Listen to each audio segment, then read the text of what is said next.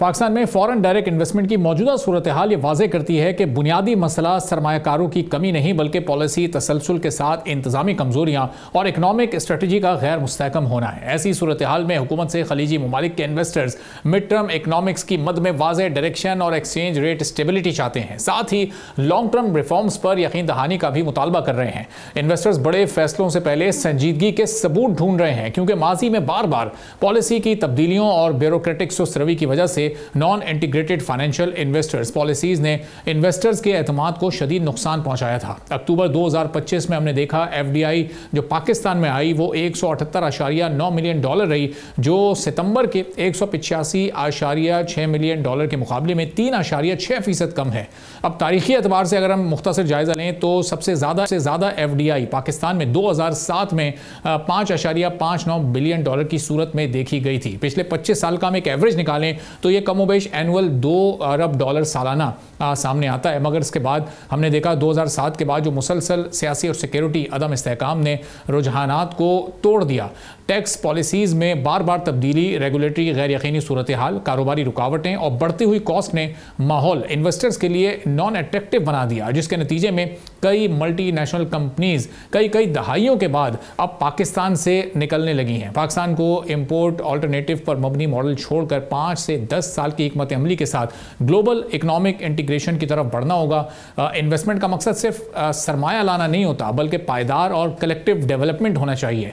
इस सिलसिले में पाकिस्तान की नौजवान आबादी, मजबूत फ्रीलांस कम्युनिटी और जोग्राफियाई अहमियत के में भी बड़ी अपॉर्चुनिटीज़ हैं। खलीजी ममालिक के पास 3 ट्रिलियन डॉलर से ज़ायद फंड्स मौजूद हैं और अगर पाकिस्तान अपनी पॉलिसीज़ में स्टेबिलिटी लेकर आए तो इन्वेस्टमेंट के इम्कानात बहुत ज़्यादा बढ़ सकते हैं। मौजूदा हुकूमत ने फाइनेंशियल सर्विसेज के अलावा एनर्जी और ट्रांसमिशन सेक्टर में बेहतरी लाकर बैरूनी सरमायाकारों का एतमाद किसी हद तक तो बहाल किया है, मगर कॉस्ट के साथ हैवी टैक्सेस और इंतजामी सुस्त रवि अब भी बड़ी रुकावट। लेकिन SIFC की फॉर्मेशन के बाद अब इसमें कितनी बेहतरी आ सकती है, खासतौर पर पाकिस्तान बिजनेस काउंसिल इसमें क्या रोल प्ले कर सकती है। जावेद कुरैशी साहब CEO हैं पाकिस्तान बिजनेस काउंसिल के, हमारे साथ मौजूद हैं, उनसे इस पूरी सूरत हाल पर बात करेंगे। जावेद साहब, बहुत शुक्रिया प्रोग्राम के लिए, आपने वक्त निकाला। अब हम देख रहे हैं कि फॉरेन डायरेक्ट इन्वेस्टमेंट के मामले में पाकिस्तान को पिछले 25 सालों से एक बड़ी मुश्किल का सामना है और ये इन्वेस्टमेंट छोटे छोटे टुकड़ों में आती है, फिर कुछ मल्टीनेशनल कंपनीज पाकिस्तान से बाहर भी चली जाती हैं। ये इस इन्वेस्टमेंट को हम कैसे बढ़ा सकते हैं, एतमाद से जीत सकते हैं बैरूनी इन्वेस्टर्स का? थैंक यू वेरी मच जी, आपने मुझे अपने प्रोग्राम पे बुलाया। मेरे इस पे 4-5 पॉइंट होंगे। सबसे पहले जी, हमें ये देखना है कि फॉरेन डायरेक्ट इनडायरेक्ट इन्वेस्टमेंट जब कंपनियां करती हैं तो उनके पास बहुत चॉइसेस होती हैं। वो 50-60 मुल्क में इन्वेस्ट कर सकती हैं। आजकल कैपिटल ग्लोबल है, हर मुल्क चाहता है कि वो फॉरेन डायरेक्ट इन्वेस्टमेंट चाहें।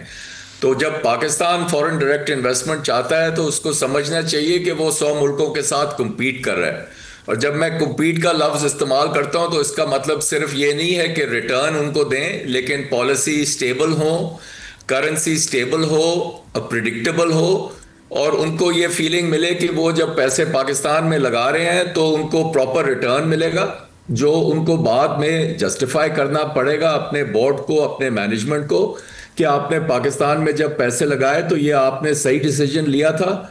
और उस वक्त पूछा जाएगा कि आपने पाकिस्तान में लगाया और बाकी 90 मुल्कों में नहीं लगाया, तो ये जो रिटर्न्स हमारे बने हैं ये सही बने हैं या नहीं। अब अनफॉर्चुनेटली हमारी एक प्रॉब्लम हो या दूसरी प्रॉब्लम हो, हमने एक stable environment foreign direct investors को नहीं दिया लास्ट 20 साल में, जो भी वजह हो, या हमारी कोई पॉलिटिकल इंस्टेबिलिटी हो या इकोनॉमिक पॉलिसियाँ चेंज होती रहें या हमारे पड़ोस में झगड़े हों। इसकी बहुत वजूहात हैं और वो बिल्कुल पाकिस्तान के मसले रहे हैं, ठीक है, लेकिन ये चीज़ें इन्वेस्टर समझते नहीं हैं। इन्वेस्टर जो होते हैं वो उनके पास चॉइसेस होती हैं, तो हमें ये हमें समझना पड़ेगा कि इन्वेस्टर का आउटलुक क्या है, इन्वेस्टर सोचता कैसे है। इन्वेस्टर से आपको रिलेशनशिप्स बिल्ड करनी पड़ती है और उनको समझना पड़ता है। बहुत से इन्वेस्टर्स अब हो गए हैं, वो बहुत पहले इमोशनल इन्वेस्टर होते थे, मुल्क पसंद होता था, बरादरी होती थी, फेलो मुस्लिम ब्रदर होते थे। अब जो है जी, अब नंबर्स पे इन्वेस्टमेंट होती है, उसमें एनालिस्ट होते हैं, उसमें स्टॉक मार्केट के रिटर्न होते हैं, उसमें रिस्क एडजस्टेड मॉडल्स होती हैं।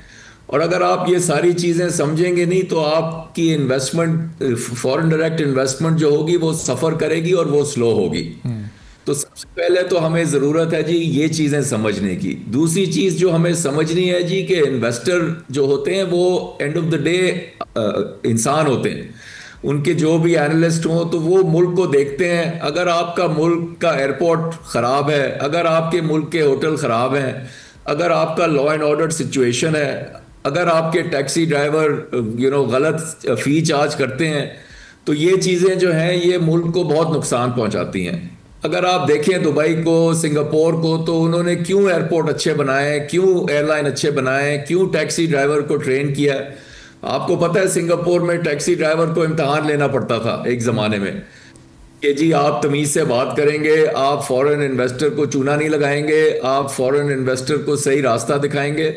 ये ली कुआन यू साहब थे जो फाउंडर थे सिंगापुर के, वो बहुत विजनरी आदमी थे और उनको ये बात समझ आ गई थी कि आप अगर इन्वेस्टर को अट्रैक्ट करेंगे तो आपको ये चीज़ें उनको दिखानी पड़ती हैं, क्योंकि वो इन्वेस्टर आते हैं, उनका इंप्रेशन जो है मुल्क का इधर से ही आता है।